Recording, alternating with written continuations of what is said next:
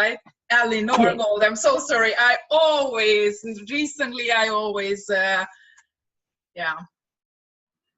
crash the names or whatever. So, Well, I can't say your name properly, so that's fine.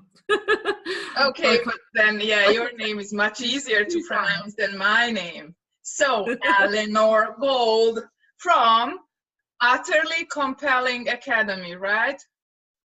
Yeah, the Utterly Compelling Online Academy. That's my online academy that I guess we're talking about, because you are the expert online course coach. Yeah, trying to get myself together for this interview. So we've known each other for like two or more years, right? Yeah, probably even longer now. Time flies in the online space, doesn't it? Yeah. And then when we first met, I met you as a copywriter, right? So you were a service-based business owner, freelancer, offering copywriting services to different businesses online, right? That's right. I still do that as well, but I've changed to 50+% of my business is now online course creation, info products. So yeah, at first I was the service based, and now I've got products basically. Yeah. Yes, a lot of the people consider online courses and products, and I agree, but it's like a hybrid of products and services, right? Depending on how you set your courses up. But we are not here to talk about that. We are rather here what made you shift and or transition or complement your service-based business with online course creation. Wow, it was really my passion for learning, because before I set up my own business, obviously I was working in a corporate environment, and I'd go on lots and lots of courses at the weekends. I was a bit of a course junkie, but also I was a qualified assessor as well. So during my corporate days, I'd also did a lot of training, and I really love training. I love learning. I love learning from other people. So really it was a natural progression to go on to online courses. But at first, my first course, which you did, it was actually going to be a book first. That was my first idea, but I'd already done a book, and I wanted to explore online courses. And at that time, before then, it was really hard. There were no LMSs. There was no real platforms offering that unless they were really expensive. And then Teachable and Thinkific came along, and that made everything a lot more accessible. So yeah, that's why it was really my passion for learning and my past experience. And I've been on so many courses. I thought, well, it's crazy for me not to actually do one myself. Exactly. And that first course of yours taught me how to write emails compellingly. I have to tell you, I mean, not emails to my friends, but emails for business purposes or for my list or whatever you'd like to call it. And I'm proud to tell you that we have sent more than 5,500 something emails over the course of a year with our online course. Did you know? Wow, that's fantastic. That's brilliant. Yeah. It's like every other day we write an email, which is if I consider my investment with the course, it's like well worth it. Yeah. Thank you. I'm really pleased to hear that you've got results and benefit from it, because that's the whole point. Exactly. For people to take away what they've learned like you have and applied it in the real world. Exactly. So your passion for learning brought about your passion for teaching, but what is your number one or best trick or hack or tip or strategy that makes your courses compelling? Well, I've got a few actually. Some things I've learned, obviously, because we're always learning, aren't we? Which is great. But one of the things I guess my big aha moment when I did the first course, which I've since learned a lot from, was I made it big. It was a big, fully comprehensive course. In fact, I got a testimonial the other day, and ladies like, I can't believe how much is in this course. It's fantastic value for money, because it's really comprehensive, as you know. So that was something going forward. It's brilliant for the course, but I may have done differently, going forward. Since then, I've, launched quite a few other courses, and I'm currently writing one. I've even got a free course, so if any of your viewers wants to come and have a look at my free course, which is about we're going to drop the links. Yeah, we've got the links. But one thing, and it sounds like a simple thing, but a good tip is just start. Because I think we can all procrastinate a lot. Think, I'm going to do a course, and you do a little bit, and then you get distracted somewhere else. But set aside a particular time every day and just do it. If it's an hour or even half an hour, just set aside a time and get working on it. And the other thing I realised, and this really links back to, I said I was thinking about doing a book or a course, and I went for the course, is that I structured, just by default, because that's the way my mind works, the course as a story. So that's a really big tip. If you don't know where to start, think of how a story starts. So you start with the basics and then build up on it, and you go on a hero's journey and learn something and have your great big transformation. So that would be my, being a storyteller, that is the way my mind works. But it's a really good way to look at it. If you're stuck and you don't know where to start, that would be my tip. Also, another thing I learned, sorry? Just to interrupt for 1 second. Actually, yes. I read your book about swimming. I mean, the book that you wrote about swimming as well. And what I really like about your posts on social media, your courses, and your book is that you use everyday happenings that you call anecdotes and transform them into something educational, inspirational, edutaining. That's the word everybody uses, right? Wow. So yes, this is your tip. This is what I would have picked from just looking at what you do. Yeah, it's true. I do use anecdotal stories a lot because, as you know yourself, metaphor and analogy and anecdotal stories are a great way to get your message across. So you put things in real life situations that everybody can relate to. I didn't know you read my book. Thank you so much. That's fantastic. I didn't even know. So obviously you probably know my mind very, very well. Okay, so you wanted to say another trick, something like a hero's journey in a storytelling way, and one more tip. Well, it relates to what I've learned from doing a few courses myself, and this is really important, I feel, and that's your launch strategy.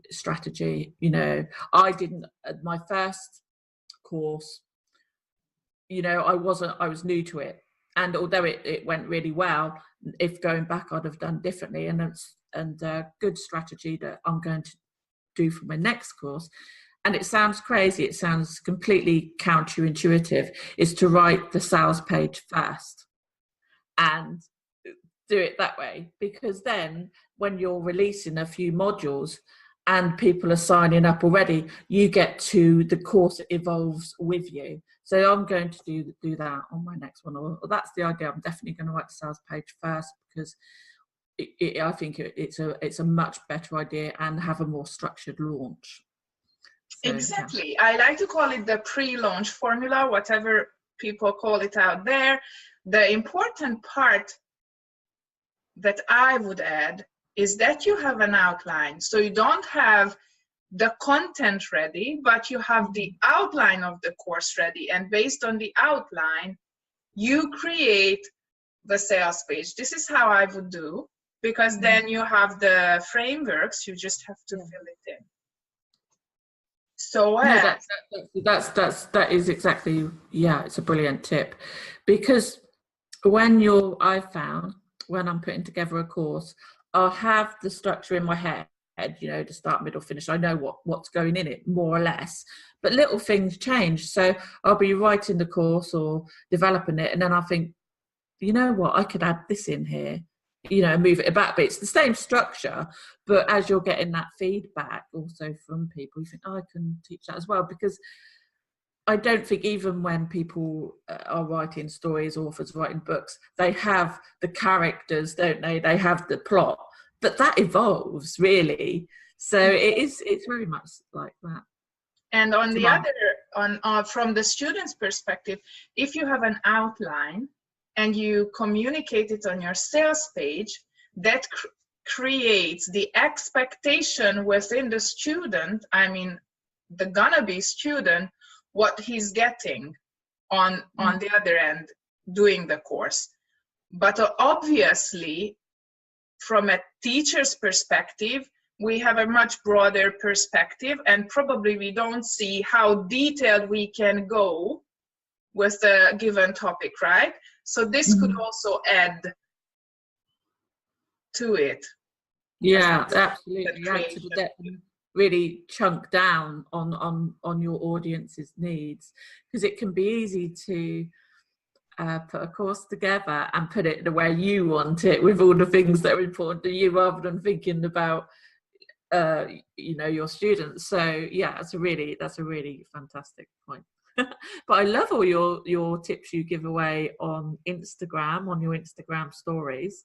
And I can't wait to listen to your podcast, because I've got them to do. I've got to put some time aside. Must listen to Susanna's podcast and listen to all her tips, which will definitely help me. Definitely. And next week on Monday, I am giving away, or I'm going into more detail about how to stack courses, because it comes back to the hero's journey. So once you're over, so you start out as the student is the hero, right? So the student starts out, and then you are the mentor with your course, the narrator, so to say, in the story. And once your student starts out and goes through all the adventures and makes all those allies and fights all the enemies, all those stages can be one course at a time. So you don't have to, everybody believes that, because we see it in the online space, that everybody releases big signature courses or comprehensive courses. And as you say, you yourself started with a comprehensive course. And on the one hand, it's overwhelming, intimidating, and it's like a sales page. It's never done. So you can always fine tune it.